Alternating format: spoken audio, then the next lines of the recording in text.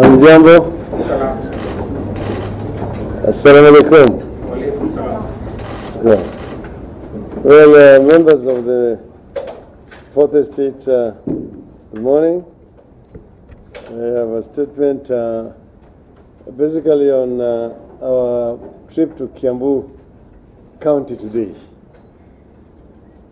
One of our main messages over the past 4 years and going into the election in August is inclusion and economic empowerment. You have spoken repeatedly of the commitment of NASA to building a strong and a united country in which everyone feels respected. That commitment is and will remain strong and enduring. Yesterday, I was honored to receive into our fold a number of people from Kiambu, including members of the Kiambu County Assembly, who decided to join us on the strength of our promise for the country and the understanding of the tribulations and aspirations of citizens of the great county of Kiambu. We are shortly heading out to Kiambu this morning, and I just wanted to share some of the highlights of our plan for this region.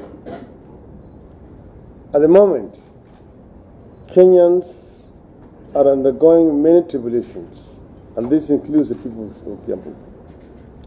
Just a month to go before the elections, people are still lining up for unga, and that is happening across the entire country. The cost of living has skyrocketed, putting families' basic necessities out of many people's reach. Kiambu County remains a good place from which to see the potential, promise, resilience, and frustrations of our people and what can be achieved if the government gets its priorities right and rolls out people-centered socio-economic policies. Kiambu has always produced a lot of milk. I am very pleased to say that even as the cartels have taken over so much of agricultural pricing, one institution in the milk industry is still standing strong, and that is the Githunguri Dairies Cooperative Society.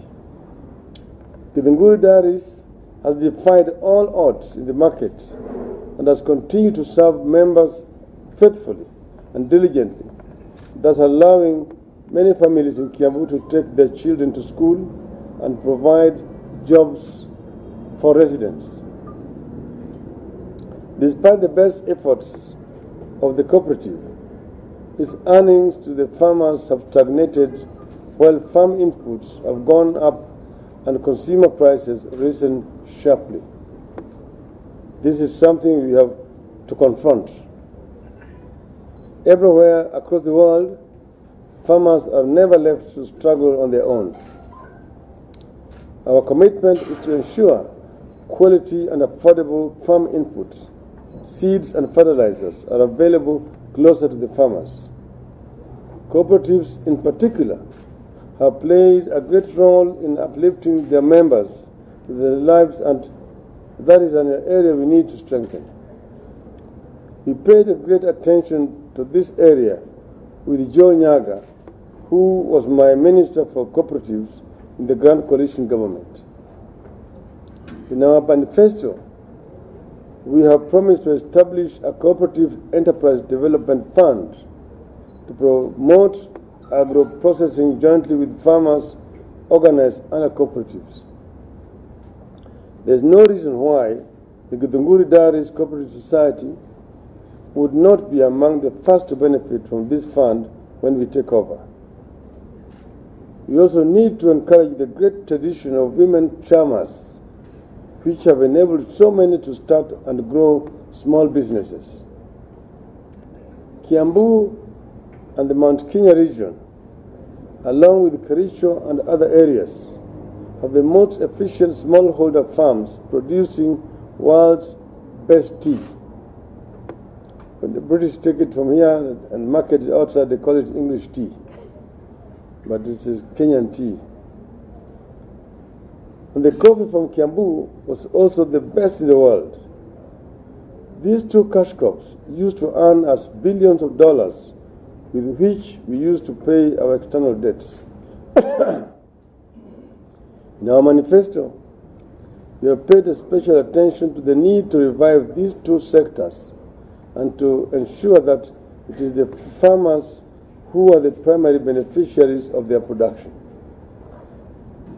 We are committed to revitalizing the coffee and tea sectors. Full liberalization of the coffee sector is part of the NASA plan, in addition to helping farmers find markets while also writing off debts owed. We will also explore strict methods of promoting more value addition and local processing of coffee so that Kenya's coffee can be sold to Starbucks as a finished Kenyan brand product. This is what, as you see, the Jamaicans have done better than all of us. The Blue Mountain Coffee brand in the world. Other than involvement in agriculture, Kiambu people are known for their business acumen and entrepreneurial spirit. We harness this potential. We want to facilitate trade between our people by shift focus of infrastructural development to county and rural roads, which have been neglected over the last 4 years. We also intend to implement a mass transit project interconnecting all counties. Traders from Kiambu should be able to reach Kisumu and Kisii markets in the morning and return to Kiambu in the evening if they so feel like.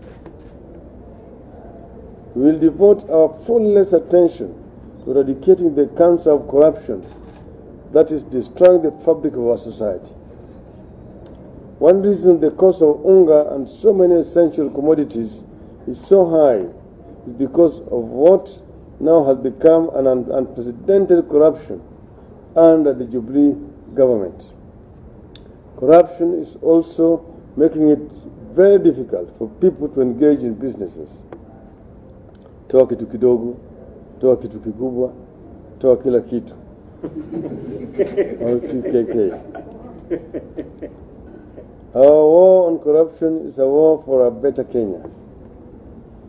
Another area that we have highlighted in our manifesto is the need to improve security, which I know is one of the greatest concerns in the Kiambu County because of its proximity to Nairobi.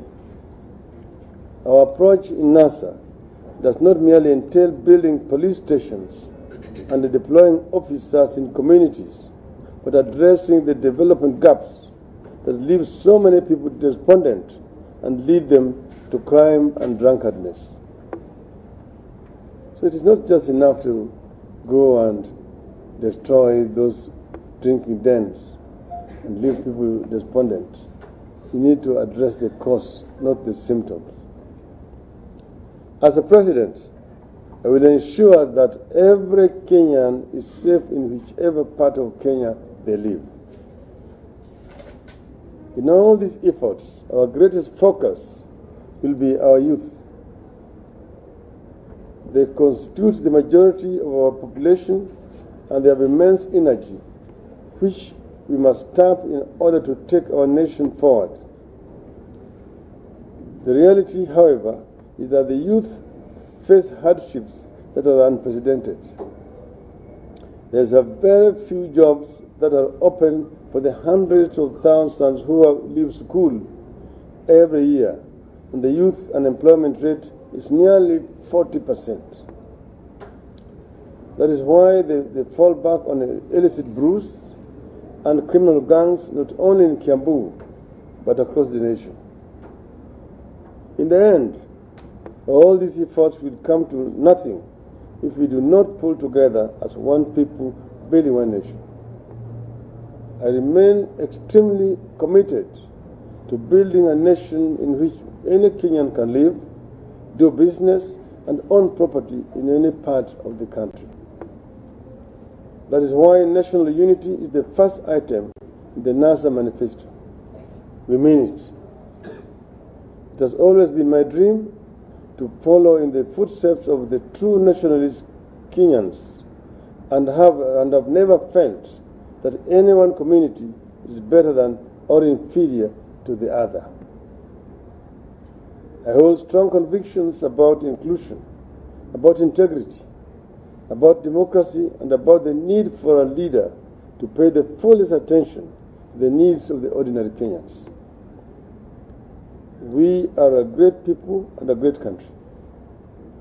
In spite of poor leadership, we have managed to do so many wonderful things together, even as we have faced numerous disasters and challenges. The good pro-people leadership, which mobilizes energy of our youth, our women, and of course our men, this country will become the envy of the rest of the continent. Kiambu County continues to be central, in fact indispensable to prosperity and progress of our country. And Jubilee is now promising 6.5 million jobs in 5 years, when they have been unable to deliver 500,000 jobs in each year, which they promised last time around. When Kiambu is strong and empowered, it can help advance opportunity and empowerment not only for its residents, but for the people across the entire nation. We will lay ground for Kiambu to prosper and uplift Kenya. Thank you all.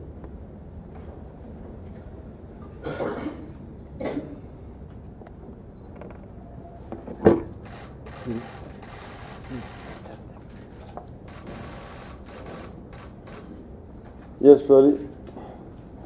Yeah, my name is Leader Benjamin from Radio Africa. There has been a lot of propaganda against you on the ground. One of them is that you're a dictator, another one will take away land. Maybe you can tell us how you are going to address that in the campaigns, number one. Then number two, the region has had 3 presidents, so definitely they have been close to power. How will you deliver, and you're not from that region, and yet they already had 3 presidents, and you say they never delivered to them? One is this the propaganda you're talking about, that, oh, I'm going to take away people's land. You said, what was the other one? You are a dictator. A dictator. You need to know people who work around me. And I'm not living in isolation. I live in this country. I've been a prime minister. So you can ask people who have worked with me. I've been a minister for roads, public works and housing. I've been a minister for energy. I've also run a political party. So you ask people who have worked with me if I'm a dictator or not. They will tell you that the most consultative leader is Raila Odinga. So the Kenyans don't believe them. They can continue shouting out there to the birds, but I'm more concerned with what the people think of me.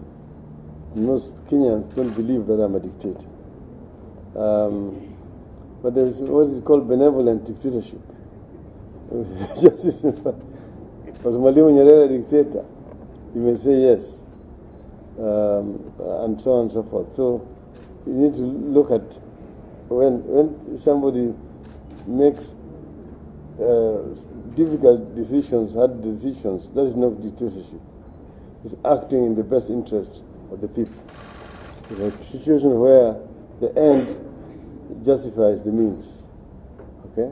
But most of the times, we are all the times consulting. We don't take decisions unilaterally. And the issue of land, we have got a land policy in there. And you remember in the last Grand Coalition government, land docket was under the ODM, when James Orengo was the minister. And he introduced land reforms, and the policies which he introduced are very much in conformity with my thinking with regards to land. I believe strongly that land is a factor of production which need to be made accessible and available to people for wealth creation when people need it. The land should not be hoarded. It should not be used for speculative purposes, where people are disenfranchised or dispossessed and you become completely unable to create wealth. This is what I believe in, that land must be there for posterity purposes, for the people. The other one you asked was... the region has had 3 presidents. Yes. Yeah. Well, we must make Kenyans to believe that there are 43 different communities living in Kenya. And each one of them should not feel inferior or superior to any other.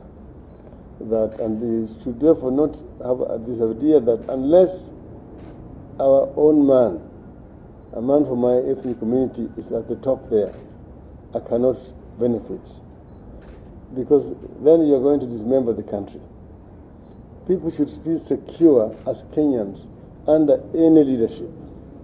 And we must lead a Kenya where the smallest tribe, an Molo, can also be a leader, and Kenyans will be happy.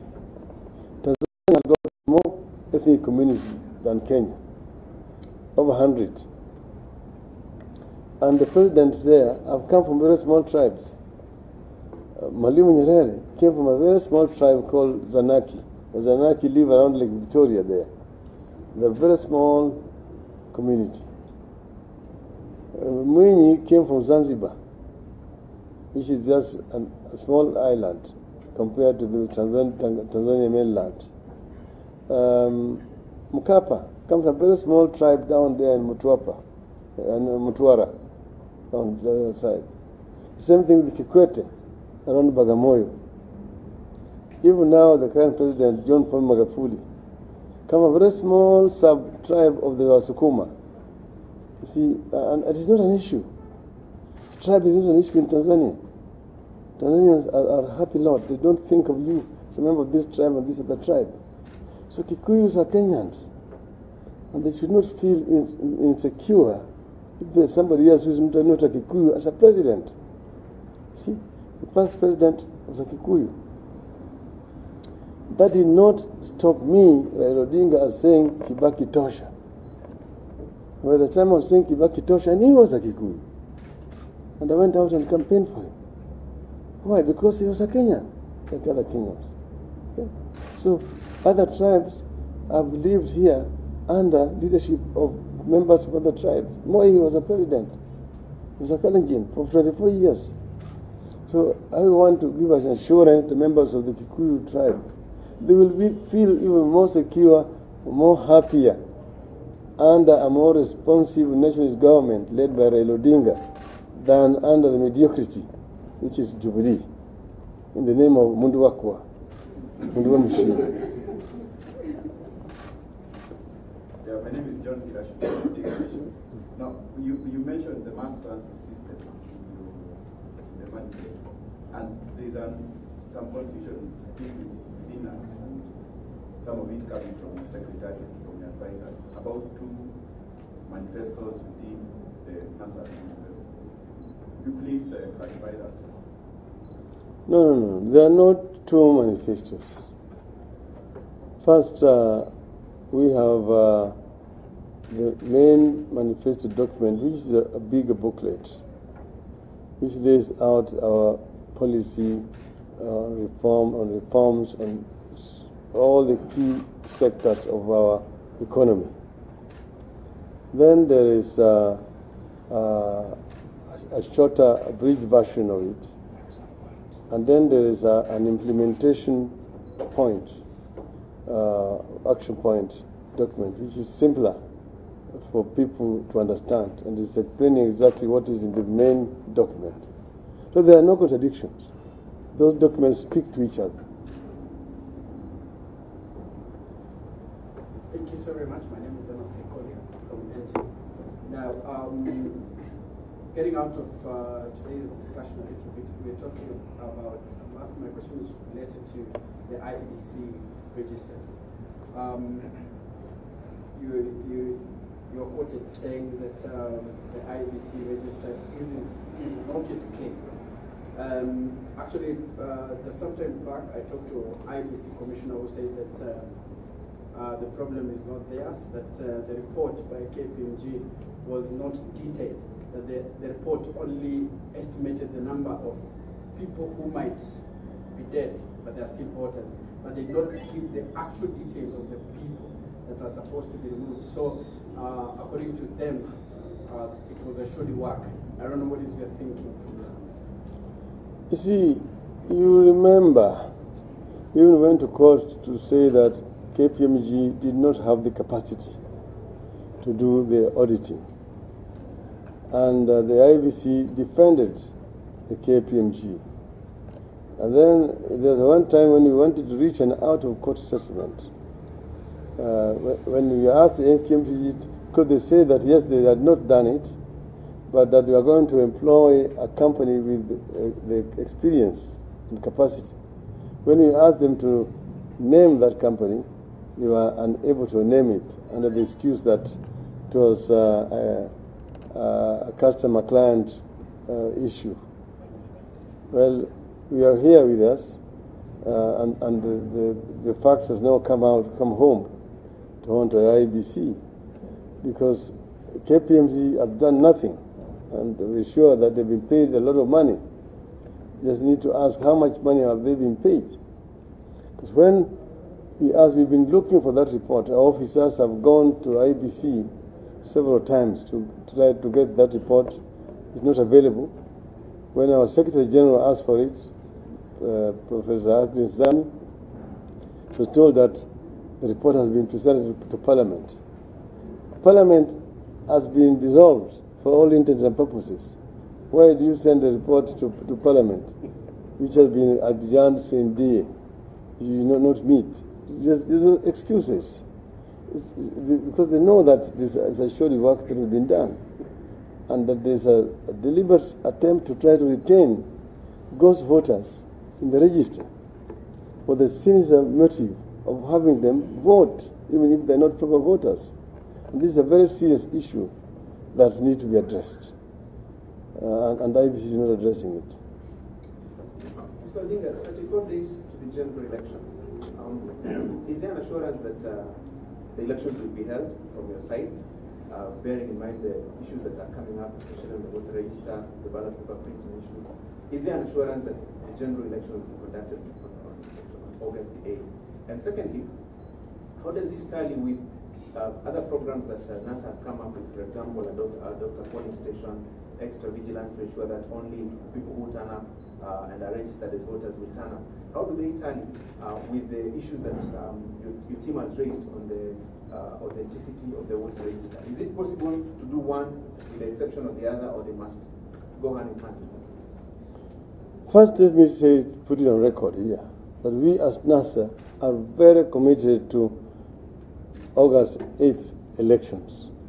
Jubilee has been spreading propaganda that, oh, NASA is afraid, they don't want the election to be held. I think the opposite is true. We have said we want to have elections on the 8th of August several times. But we said we don't just want to have any other election. These elections must be credible. They must be free, fair, transparent. And that's why we have even said, don't just tell us you want peaceful elections. Peace follows free, fair, and transparency. That's the most important thing. It must be addressed. Are the elections going to be free, fair? Are they going to reflect the will of the people of Kenya? That's the most important issue which Jubilee must address. Instead of coming up with this jargon, oh, NASA is afraid of elections and so on. Nobody's afraid of elections. But we want to have an electoral process which will reflect the will of the people of Kenya. Somebody can say, the people of Kenya have spoken. This is what we want. And that is what we are demanding from IEBC. Because IEBC must be a truly independent institution as stated in the Constitution. They should not be dictated from any circle. Remember, the outgoing commission had said that they had made arrangements which they don't want the incoming commission to disturb. And you can see them here.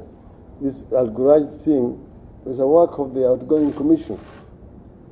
And that's why we are stuck with it. Even if the court had ruled that this tender was illegal, the IEBC should begin the process afresh, they still are stuck with the Al-Ghuraj up to now.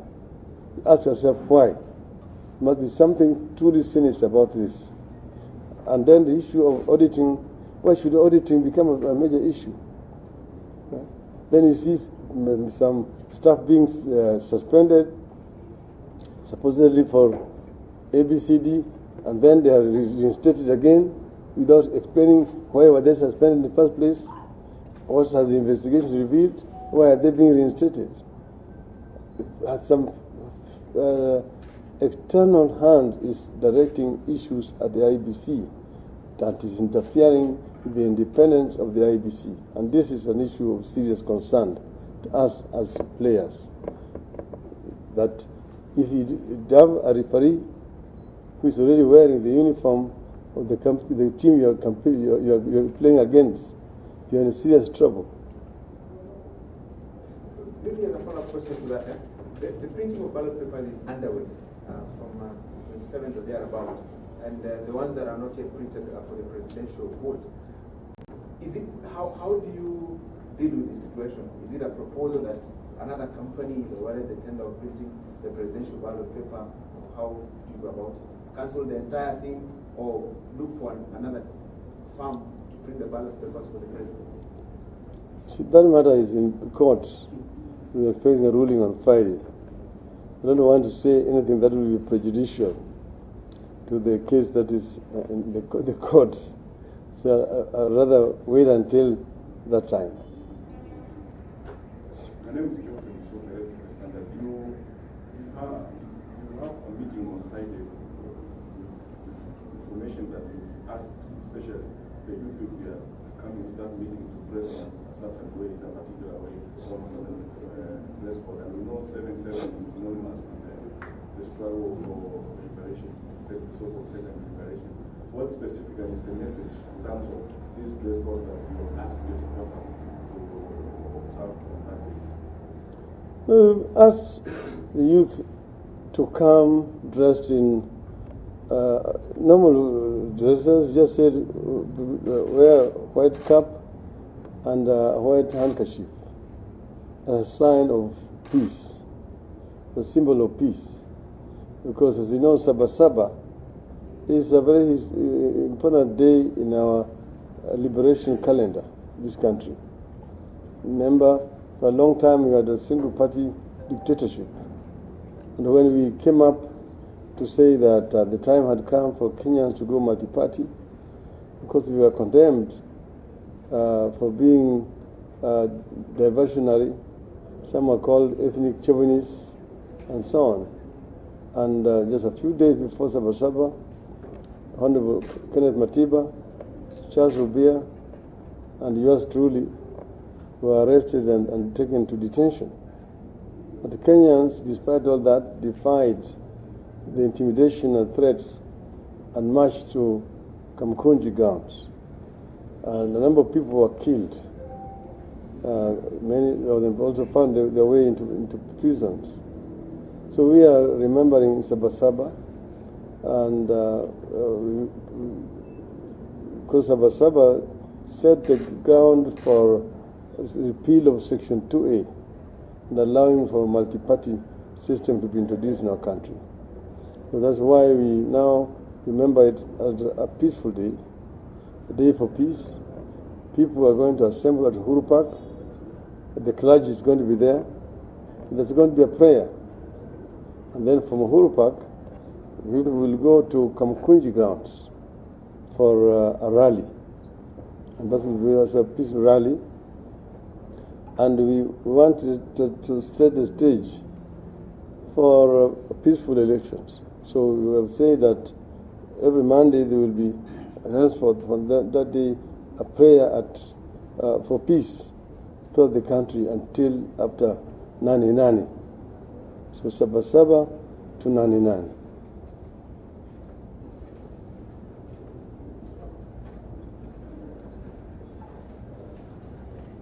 Ningependa kusema ati Sabasaba yani itakuwa siku ya Ijumaa. Na siku ya Ijumaa tumewaomba Wakenya wote, sisi tutakuwa na maombi katika Uhuru Park kwa amani. alafu tukitoka pale kwa Uhuru Park tutaenda mpaka kule Kamkunji Grounds kwa mhadhara, mkutano wa hadhara ya Wakenya wote. Tungependa vijana wote wa Kenya siku hiyo waje na kofia nyeupe na kitambaa nyeupe kama ishara ya amani. Na baada haya sisi tunataka kwa kila wiki Wakenya wote wanaomba siku moja kwa amani ili uchaguzi wa 8 ifanyike kwa njia ya amani. Shukran. Asanteni sana.